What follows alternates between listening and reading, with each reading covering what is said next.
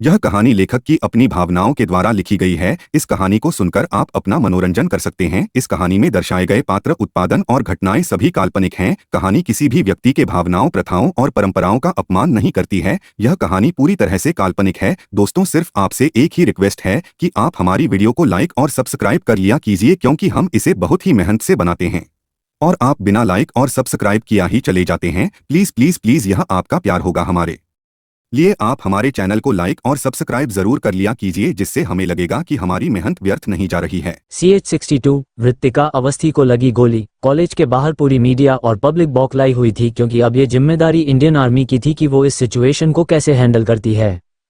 तभी वो नकाबपोशी फिर से लाइव आते हैं। सारे मीडिया की नजरें वही टिक जाती है। उस्मान शेख बोलता है, तुम्हारे उस फौजी ने हमारा सिस्टम क्रैश कर बहुत बड़ी गलती है, लेकिन फिर भी हम आप लोगों से वादा करते हैं कि उस फौजी को छोड़कर किसी स्टूडेंट को नुकसान नहीं पहुंचाएंगे। हमें किसी आतंकवादी को आज़ाद नहीं करवाना है। ये सब हमने किसी के लिए नहीं किया है, बल्कि ये हमने हमारे मुल्क के लिए किया है। हमारी मांगे ध्यान से सुन लीजिए आप सब। लेकिन उसके लिए भारत सरकार को हमें 8,000 करोड़ रुपए और साथ में मेरे और मेरे साथियों के इंडिया के बाहर तक सुरक्षित जाने का इंतजाम अगले 1 घंटे में चाहिए। गारंटी के लिए कुछ स्टूडेंट हमारे साथ जाएंगे और हम उन्हें भारत की सीमा पर छोड़ देंगे। अगर मंजूर हो तो मैं अगले 10 मिनट में फिर से अपनी बात रखूंगा। जैसे ही उन लोगों ने ये शर्तें रखी, पूरी न्यूज में तहलका मच गया और जिसके भी बच्चे अंदर थे उनके माँ बाप नकबपोशियों की मांगे मानने के लिए जोर से चिल्लाने लगे। पुलिस अब भीड़ को कंट्रोल भी नहीं कर पा रही थी, इसीलिए इसमें भी आर्मी को ही कूदना पड़ रहा था। अब सबकी बस एक ही इकलौती उम्मीद थी, SF commanding officer Vrittika Awasthi.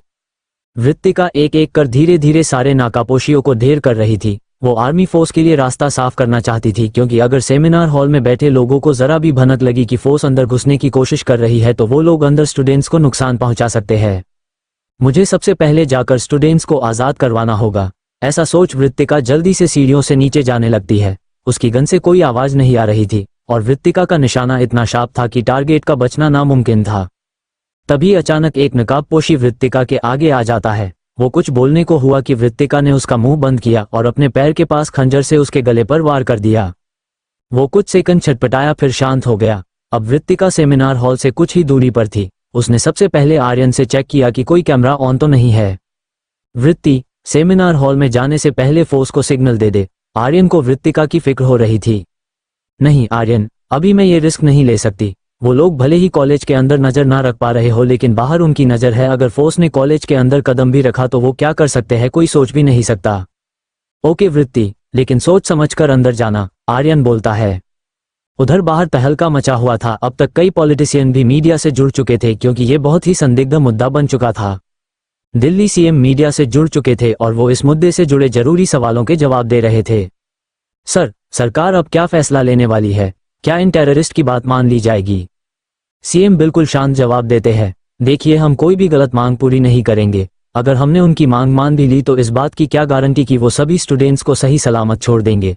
कुछ देर बाद हम खुद उनसे बात करेंगे। उनकी मांगे मनवाने के लिए उन्हें भी हमारी कुछ शर्तें माननी होगी।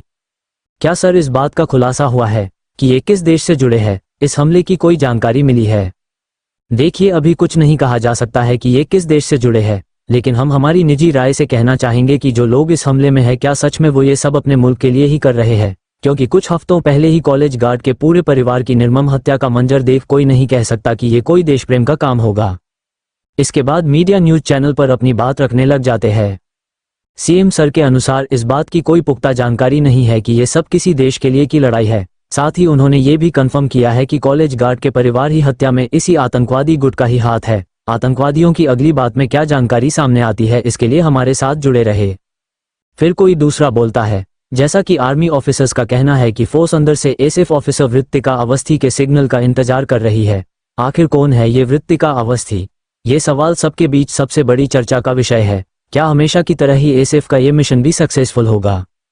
राजनीति और मीडिया की इन बातों के बीच लोगों का बुरा हाल था। जिनके बच्चे अंदर कॉलेज में थे उनका रो रो का बुरा हाल था। सबके दिल में एक ही डर था कि अगर उनके बच्चों को कुछ हो गया तो।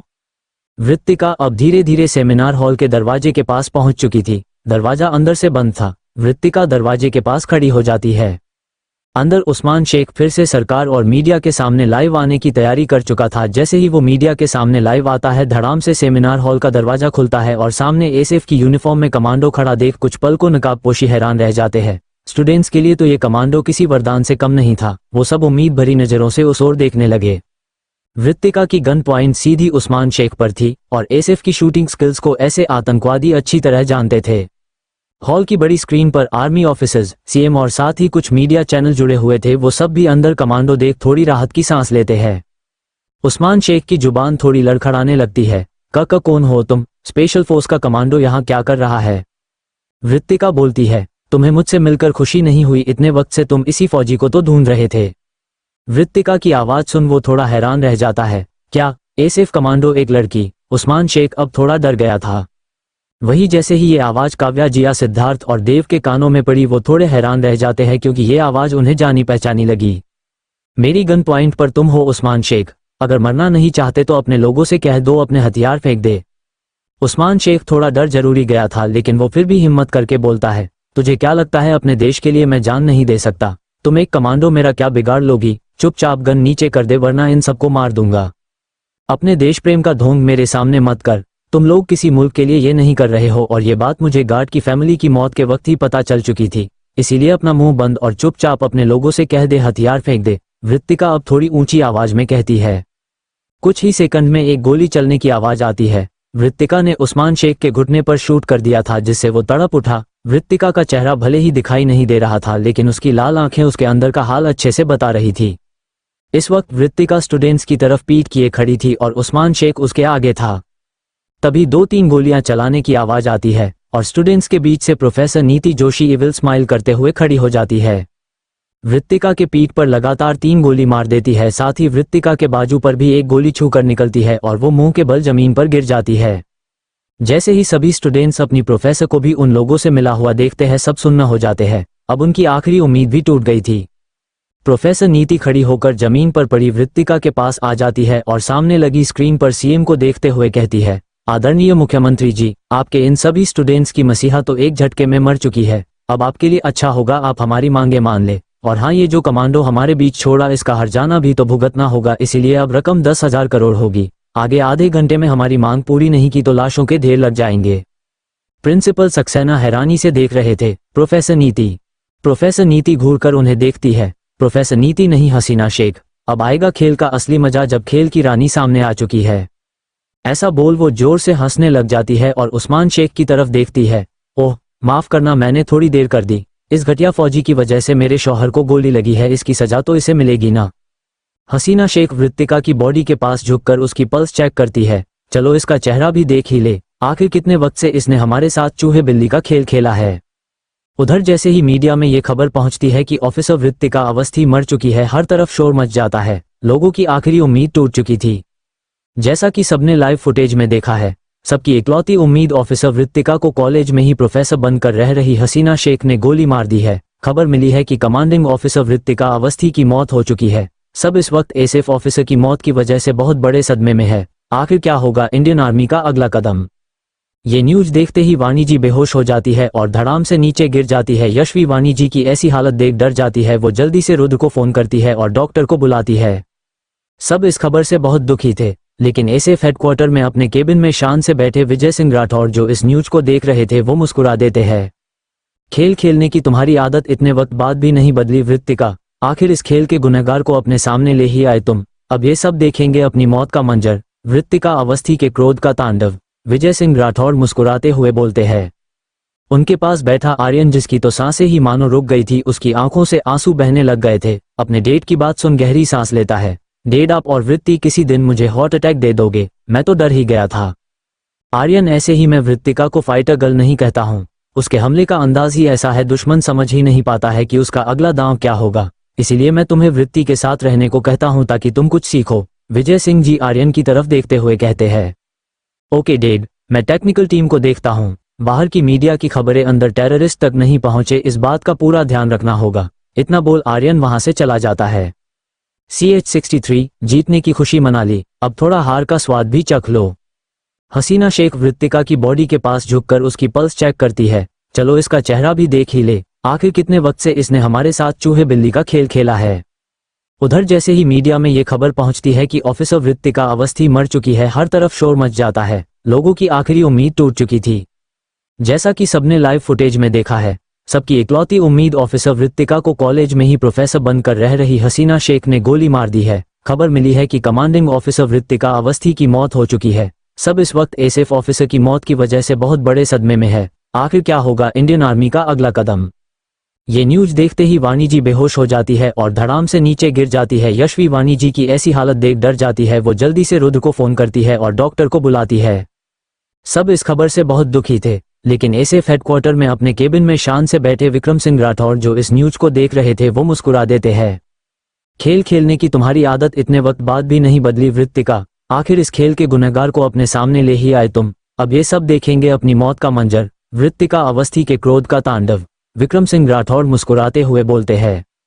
उनके पास बैठा आर्यन, जिसकी तो सांसें ही मानो रुक गई थी, उसकी आंखों से आंसू बहने लग गिरते। अपने डेड की बात सुन गहरी सांस लेता है। डेड, आप और वृत्ति किसी दिन मुझे हार्ट अटैक दे दोगे? मैं तो डर ही गया था। आर्यन, ऐसे ही मैं वृत्तिका को फाइटर गर्ल नहीं कहता हूँ। उसके हमले का अंदाज ही ऐसा है, दुश्मन समझ ही नहीं पता है कि उसका अगला दांव क्या होगा। इसीलिए मैं तुम्हें वृत्ति के साथ रहने को कहता हूँ ताकि तुम कुछ सीखो। विक्रम सिंह जी आर्यन की तरफ देखते हुए कहते हैं। ओके डेड, मैं टेक्निकल टीम को देखता हूँ। बाहर की मीडिया की खबरें अंदर टेररिस्ट तक नहीं पहुंचे, इस बात का पूरा ध्यान रखना होगा। इतना बोल आर्यन वहां से चला जाता है। हसीना शेख वृत्तिका के पास थोड़ा झुकती है, तभी उस्मान शेख जोर से कहारता है, इस लड़की ने मेरे गोली मारी है, इतनी आसानी से कैसे मर गई ये? हसीना शेख गुस्से में उसकी तरफ देखती है और उठकर उसकी तरफ घूमती है। तुम बेवकूफ, मैंने बोला था कि उस फौजी के सामने आने से पहले तुम हमारे काम को अंजाम दोगे, लेकिन तुम जैसा बेवकूफ नहीं देखा। इस एक लड़की ने हमारे आधे से ज्यादा आदमियों को खत्म कर दिया और तुम यहाँ अंदर सो रहे थे क्या? फिर हसीना शेख एलईडी की तरफ देखती है। उसका इशारा पाते ही एक नकाबपोशी फिर से आर्मी और मीडिया से कांटेक्ट करता है। अब हसीना शेख गुस्से में स्क्रीन को घूरती है। देख लिया तुम सबने मुझसे चालाकी का अंजाम। तुम्हारी बेचारी इस फौजी ने कितनी मेहनत की महीनों से मुझे पकड़ने की, देख लिया इसका अंजाम। अब अगर तुम सब नहीं चाहते ही यही अंजाम इन भोले भाले स्टूडेंट्स का हो तो चुपचाप जो मैंने कहा है वो करो, वरना।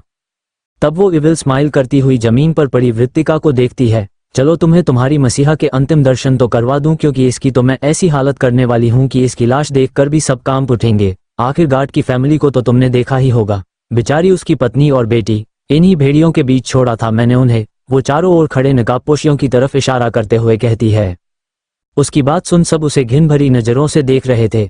हसीना शेख धीरे से मुस्कुराती हुई घुटनों के बल बैठ जाती है और धीरे से वृत्तिका के चेहरे के मास्क की तरफ हाथ बढ़ाती है। अचानक ही वृत्तिका की आंखें खुलती है, जिसे देख हसीना शेख घबरा जाती है और वो खुद को संभालती उससे पहले ही वृत्तिका के हाथ की गन के निशाने पर हसीना शेख होती है। वहां खड़े सारे नकाबपोशी डर जाते हैं क्योंकि उनकी सरदार इस वक्त गन पॉइंट पर थी। हसीना शेख के पसीने छूट जाते हैं। उस्मान शेख भी लड़खड़ाते हुए पास की दीवार से टकरा जाता है। उनकी हालत इस वक्त ऐसी थी मानो काटो तो खून नहीं। वृत्तिका गन पर अपनी पकड़ मजबूत बनाते हुए जोर से बोलती है, जीतने की खुशी मना ली, अब थोड़ा हार का स्वाद भी चख लो। बहुत शौक था ना तुम्हें मेरा पता लगाने का, चलो आज मैं तुम्हें बता ही देती हूँ मैं कौन हूँ। वृत्तिका उगलती निगाहों से हसीना शेख और उस्मान शेख को देख रही थी। अपनी गन को मजबूती से पकड़े ही वृत्तिका एक हाथ से अपना मास्क हटा देती है। वृत्तिका का चेहरा देख हसीना शेख झटके के मारे 2 कदम पीछे हट जाती है और वहां बैठे सारे स्टूडेंट्स तो मानो जम से गए थे। उनके बीच नॉर्मल स्टूडेंट बनकर रहने वाली श्री आनंद एक कमांडो होगी, ये उन्होंने सपने में भी नहीं सोचा था। वही स्टूडेंट्स के बीच दुबक्का बैठी दीप्ति को तो वृत्तिका के वो शब्द याद आते हैं जो उसने बाथरूम में बंद होने के वक्त बोले थे, आज मेरी हार तुम सबके लिए बहुत खतरनाक साबित होगी।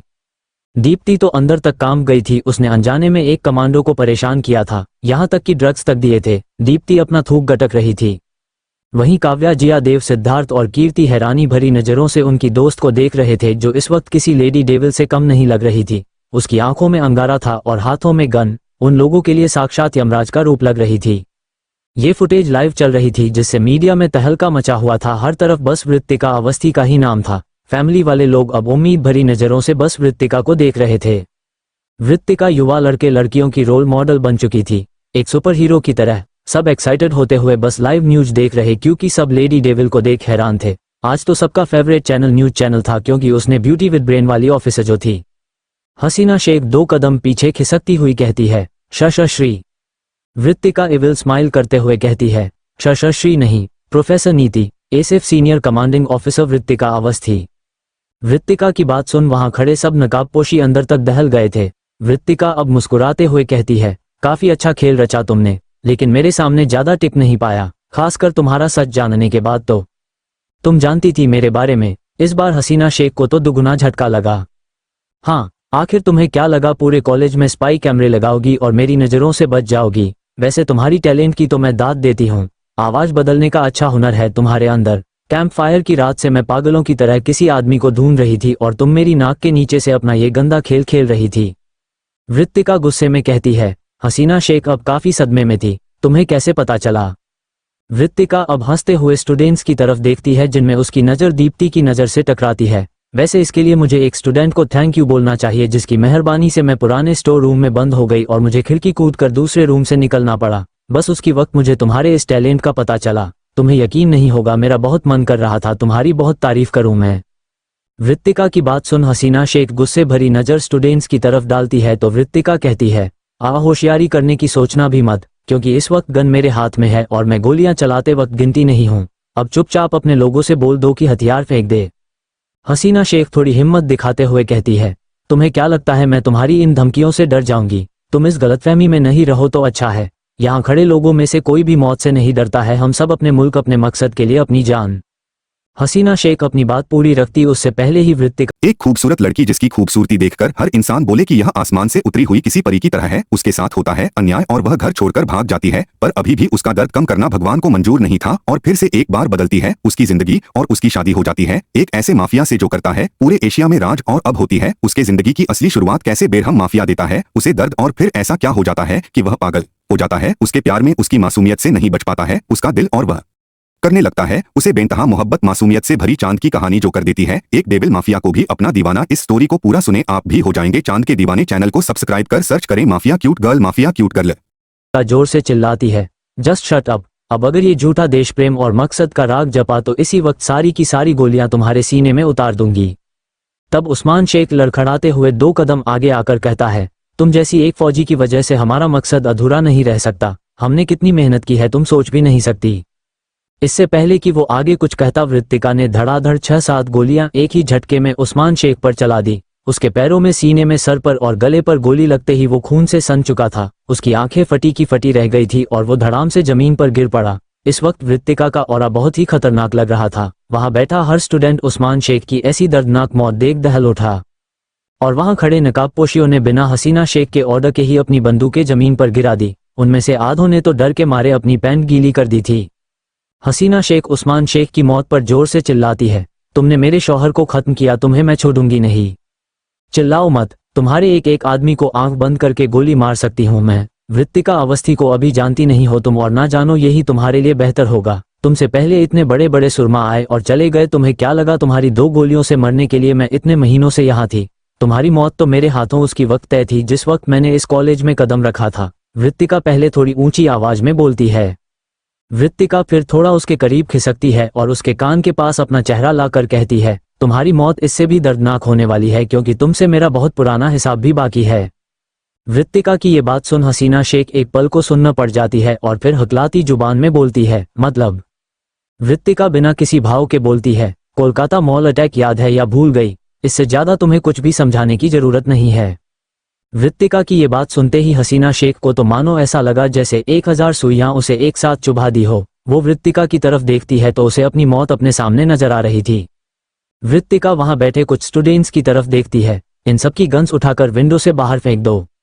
1-2 लड़कों के साथ देव और सिद्धार्थ भी खड़े हो जाते हैं और जल्दी से सारी गन उठाकर विंडो से बाहर फेंक देते हैं। LED बंद हो चुकी थी। जैसे ही गन बाहर फेंकी गई अभय सिंह जी ने आर्मी फोर्स को धीरे से कॉलेज के अंदर घुसने का इशारा कर दिया। अब पूरी फोर्स दबे पांव अंदर घुस रही थी।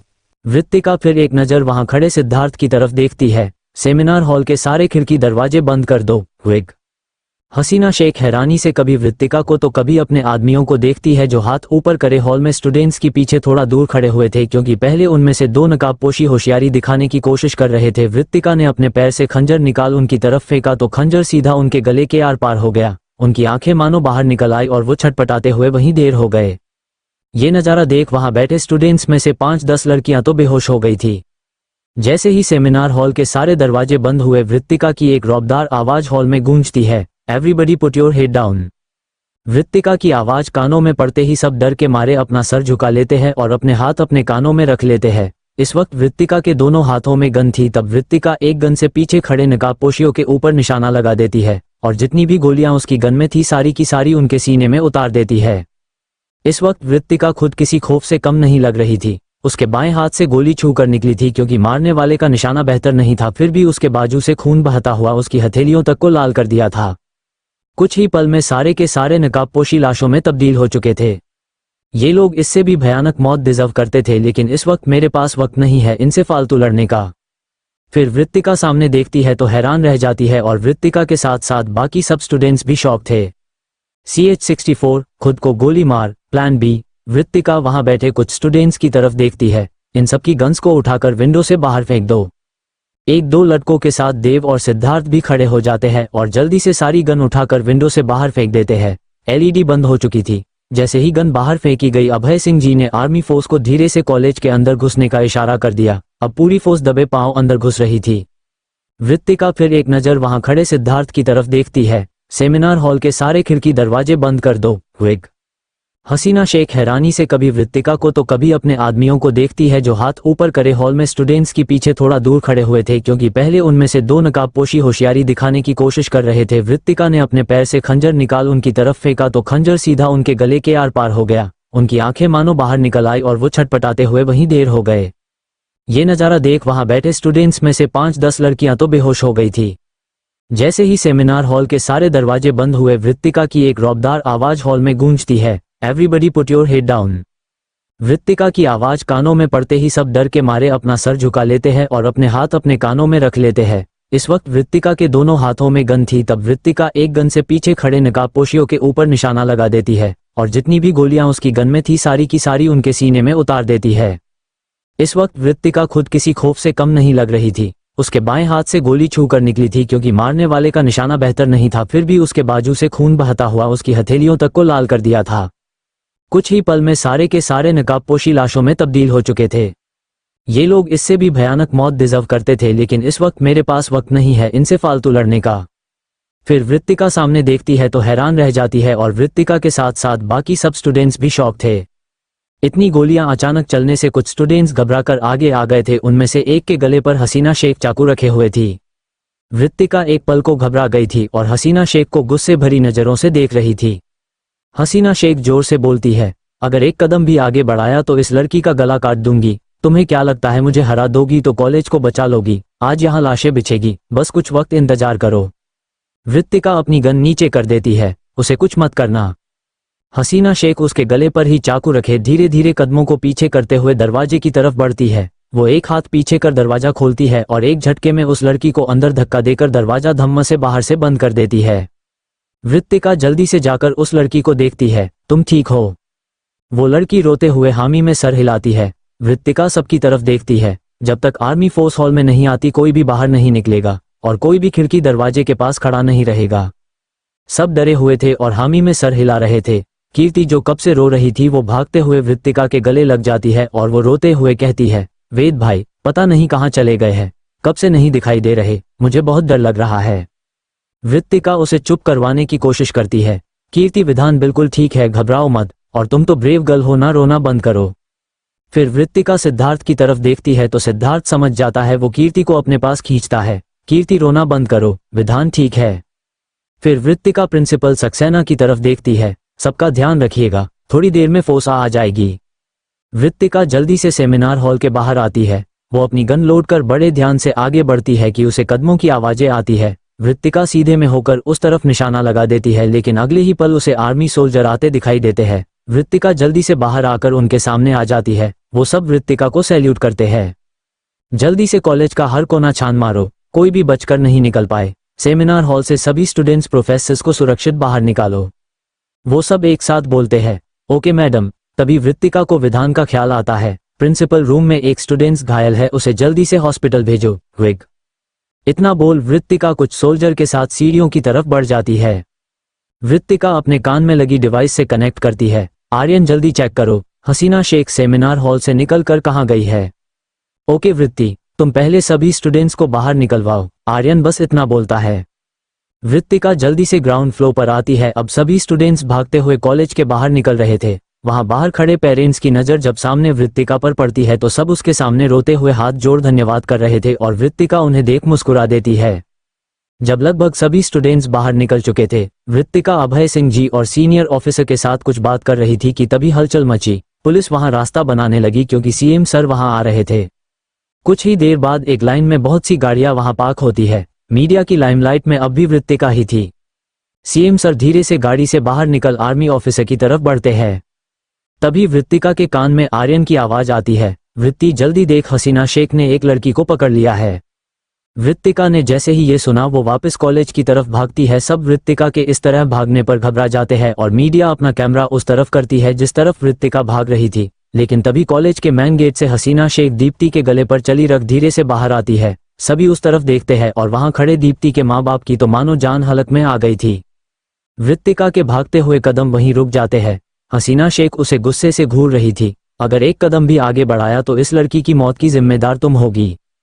वृत्तिका अपने कदम रोक लेती है। दीप्ति रोते हुए वृत्तिका को ही देख रही थी और सोचे जा रही थी, मैंने तो इनके साथ इतना बुरा किया ही, ये तो मुझे बचाएंगी भी नहीं। मुझे मरना नहीं है, प्लीज मुझे बचा लो, आई एम सॉरी।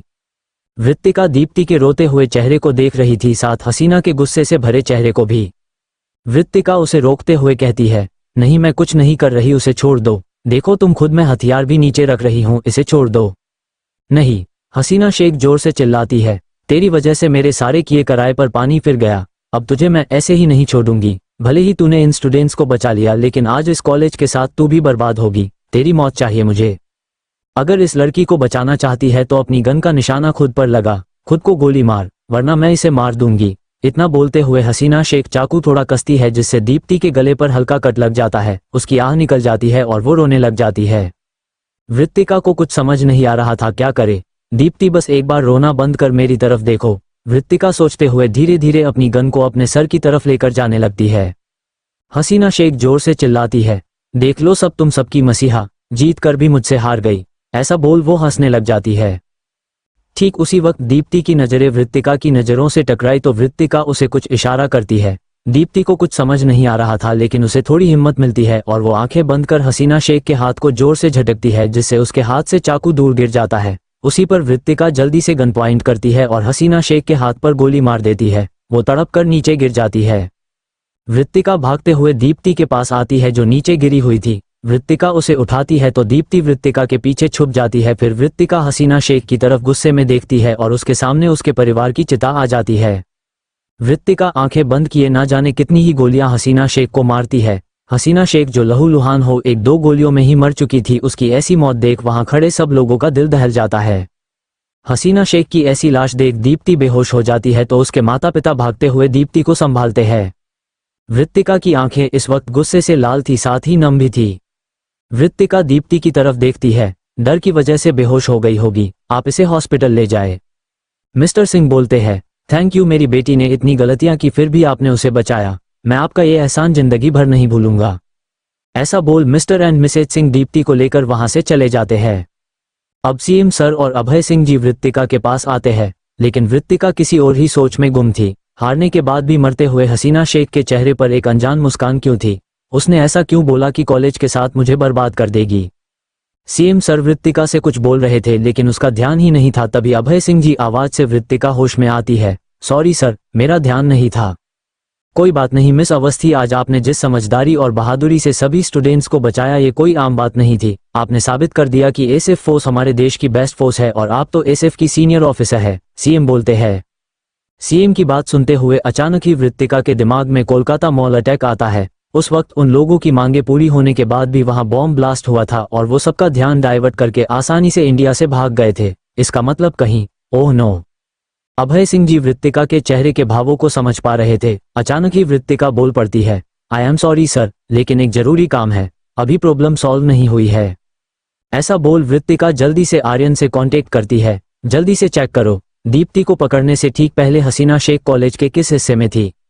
आर्यन जल्दी से चेक करता है। हसीना शेख सेकंड फ्लोर पर स्टाफ रूम से निकली थी और हैरानी की बात है उसने अंदर जाते ही सबसे पहले जो स्पाई कैमरे लगे थे उन्हें ढूंढकर बंद किया था। उसके बाद उसने 5 मिनट में अंदर क्या किया इसका पता नहीं लग पा रहा। वृत्तिका की आंखें हैरानी से बड़ी हो जाती है। इसका मतलब मैं सही थी, मरने से पहले वो अपना दांव खेल गई। अभय सिंह जी हैरानी से कहते हैं, क्या हुआ वृत्तिका? वृत्तिका जल्दी से बोलती है, सर सारी पब्लिक को यहाँ से दूर कीजिए और सीएम सर को भी सेफली यहाँ से दूर भेजिए। कॉलेज में बॉम्ब फिट किया हुआ है, शायद यही उनका प्लान भी था। अपनी मांगे मनवाने के बाद भी वो लोग ये बर्बादी करने वाले थे। जल्दी बॉम्ब डिफ्यूजिंग टीम को बुलाइए, मैं अंदर जा रही हूँ। जैसे ही ये खबर फैली 2 मिनट में ही पूरा एरिया खाली कर दिया गया था और वृत्तिका भागते हुए अंदर जाती है। वो बिना कोई देरी के सीधे स्टाफ रूम की तरफ बढ़ जाती है और आर्मी सोल्जर को बाकी एरिया में भी अच्छी तरह छानबीन करने के ऑर्डर मिल जाते हैं। वृत्तिका स्टाफ रूम में पहुंचती है, उसके साथ साथ बॉम्ब डिफ्यूजिंग टीम और अभय सिंह जी भी पहुंच जाते हैं। बॉम्ब डिफ्यूजिंग टीम एक डिवाइस से पूरे स्टाफ रूम में घूम रहे थे। उन्हें बॉम्ब के होने का पता चल रहा था, लेकिन ढूंढने पर भी कुछ नहीं मिल रहा था। वृत्तिका परेशान होकर पूरे कमरे में नजर दौड़ाती है। वृत्ति एक क्रिमिनल की तरह सोच कहाँ रख सकती है वो बॉम्ब? डिवाइस के हिसाब से यहीं कहीं होना चाहिए, लेकिन कहाँ? वृत्तिका आंखें बंद किए पूरे ध्यान से सोचती है। उसे उस वक्त का सीन याद आता है जिस वक्त वो खिड़की से स्टाफ रूम में देख रही थी। स्टाफ के साथ उसकी सीधी नजर सामने दीवार पर लगी घड़ी पर टकराई थी। वृत्तिका हैरानी से अपनी आंखें खोल उस दीवार की तरफ देखती है जहां पहले से काफी बड़ी और सुंदर ही वॉल क्लॉक लगी हुई थी। एकाएक वृत्तिका के मुंह से निकलता है, उस वक्त तो छोटी क्लॉक लगी हुई थी, अभी ये बड़ी क्यों है?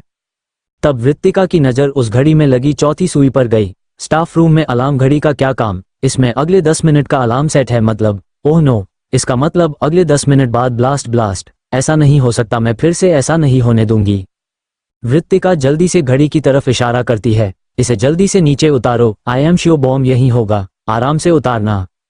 वृत्तिका का ऑर्डर मान एक सोल्जर जल्दी से कुछ बेंच और स्टूल पर चढ़कर धीरे से दीवार घड़ी को नीचे उतारता है। उस घड़ी में नॉर्मल घड़ी से कहीं ज्यादा वजन था। वृत्तिका जल्दी से बोलती है, इसमें अगले 10 मिनट का टाइमर सेट है, प्लीज जल्दी चेक करिए, वक्त नहीं है हमारे पास। बॉम्ब डिफ्यूजिंग टीम वृत्तिका की बात सुन जल्दी से चेक करने लगती है। घड़ी के पीछे एक बॉम्ब फिट किया गया था जिसे बहुत सारे वायर से कॉम्प्लिकेटेड किया गया था ताकि कोई आसानी से उसे डिफ्यूज न कर सके। डिफ्यूजिंग टीम काफी मशक्कत कर रही थी। अब बस 3 मिनट बचे हुए थे और डिफ्यूजिंग टीम 2 वायर लेकर बैठी थी, एक रेड और एक ब्लू। अब तो खुद डिफ्यूजिंग टीम के भी पसीने छूट गए थे। सबको लग रहा था कि मौत सामने है। किसी को समझ नहीं आ रहा था कि कौन सा वायर काटा जाए, क्योंकि इस बॉम्ब में सारे वायर उल्टे फिट किए गए थे। सोचने का टाइम नहीं है, जल्दी कुछ कीजिए, सिर्फ 2 मिनट है। वृत्तिका बोलती है, मैडम अगर गलत वायर काटा तो सब मारे जाएंगे और इतना वक्त नहीं है कि इस बॉम्ब को कहीं दूर ले जाया जाए। दूर दूर तक पब्लिक एरिया है ये। वृत्तिका आर्यन को वीडियो कॉल में अच्छे से दिखाती है, आर्यन जल्दी बताओ, टाइम नहीं है हमारे पास। आर्यन ध्यान से बॉम्ब के वायरिंग सिस्टम को देखता है। उसे समझ आ गया था कि जानबूझकर भ्रमित करने के लिए सारे वायरिंग सिस्टम को उल्टा किया गया था। वृत्ति रेड वायर काटो। Are you sure Aryan? अगर गलत वायर कटा तो सब मारे जाएंगे। वृत्तिका जल्दी से घबराते हुए बोलती है, डैम श्योर यार, कभी तो मुझे बुद्धू समझना बंद कर। आर्यन बोलता है। वृत्तिका डिफ्यूजिंग टीम की तरफ देखती है तो वो वृत्तिका का इशारा पर रेड वायर काट देते हैं। वायर काटने के साथ ही सभी आंखें डर से बंद हो जाती है। आगे के एपिसोड सुनने के लिए सब्सक्राइब कीजिए हमारे